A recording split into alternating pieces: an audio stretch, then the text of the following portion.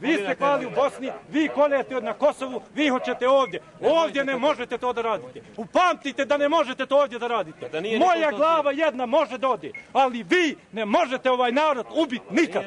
To upamtite, gospodo četnici. Upamtite što vi kažem. Ja, Sead Efendija Šaćirović.